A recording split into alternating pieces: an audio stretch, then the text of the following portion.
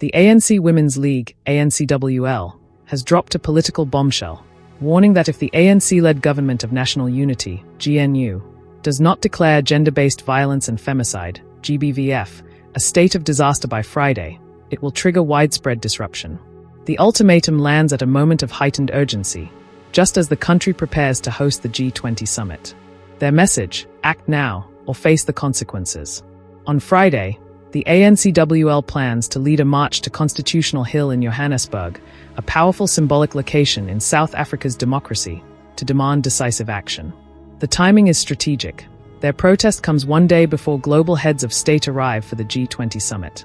It is a clear signal that the Women's League seeks not just domestic recognition but international accountability, leveraging the global spotlight to pressure the government into making GBVF more than just a policy issue. It must be an emergency. The warning was delivered by the League's Secretary-General, Nokuthula Nkaba, in a firm, unflinching tone. She made no pretense about the gravity of their threat. "Don't provoke us," she said, casting the demand as more than a plea. It's a demand. She invoked a powerful metaphor: Die Poppy sal dance, loosely translated as the dolls will dance.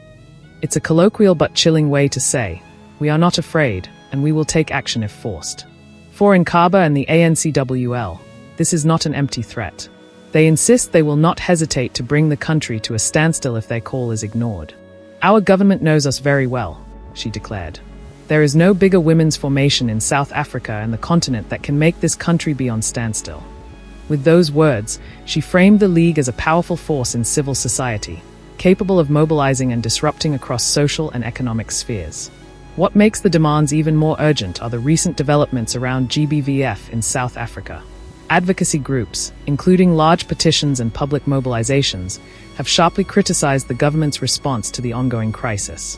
One such group, Women for Change, has argued that GBVF constitutes a national emergency that demands an elevated government response. They, too, are pushing for GBVF to be declared a disaster, to mobilize resources fully, and to galvanize political will. But the National Disaster Management Center, NDMC, has so far resisted that framing. According to its head, the current legal definition of a disaster, as defined in the Disaster Management Act, is not met by the GBVF crisis. The center has argued that GBVF, while devastating, is a long-standing social challenge rather than a sudden calamity, and therefore does not qualify for a disaster declaration. This rejection infuriates the ANCWL, which believes that without disaster status, the government's response will remain inadequate. In her remarks, Nkaba did not mince words about the potential fallout. She urged President Cyril Ramaphosa to act swiftly and decisively, warning that delay or hesitation could backfire politically and socially. Her argument is not just moral, but strategic. By declaring GBVF a national disaster, the government would commit to mobilizing the kind of resources and coordination typically reserved for wars, pandemics, or catastrophic natural events.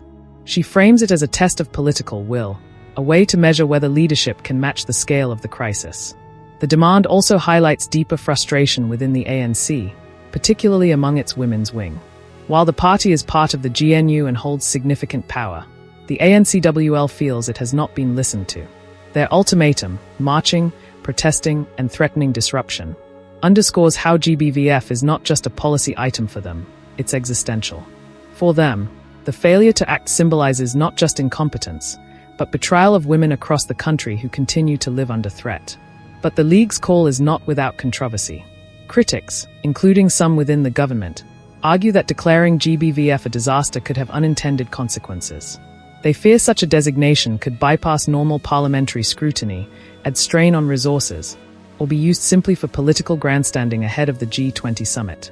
Others believe the focus should remain on strengthening existing structures, police, social services, community-based programs, rather than declaring a disaster that could be primarily symbolic. Still, Nkaba's demand carries weight. She argues that symbolic action is necessary precisely because previous measures have failed to fully protect women. She points to the stagnation in implementation of key plans, lack of accountability, and the slow bureaucracy that she views as betraying women's trust. Declaring a disaster, in her view, would force a faster, more coordinated, and more visible response. Some political observers see Nkaba's move as deeply calculated, both a moral stand and a savvy tactical play. The G20 summit gives the ANCWL a rare moment on the global stage. By threatening disruption, they are not just demanding resources, they are demanding recognition. They want to show both South Africans and the world that GBVF is not just a matter of social policy, but a crisis that demands international-level urgency. There are echoes of earlier campaigns too. Women for Change petition, which has gathered hundreds of thousands of signatures, has already pushed the topic into mainstream consciousness. The ANCWL's march adds institutional legitimacy to that grassroots pressure. By combining civil society and party structures, they are building a two-pronged challenge that the government may find hard to ignore. Yet, the government's resistance remains rooted in legal technicalities.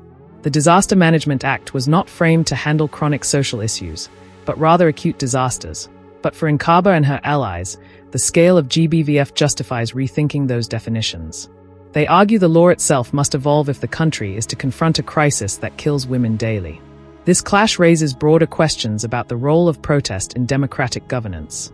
Nkaba and the ANCWL are leveraging both institutional legitimacy and grassroots power. Their warning to disrupt the economy is not a threat made lightly. It is rooted in the frustration of repeated inaction. In their eyes, protest is not a last resort, it's a tool of accountability.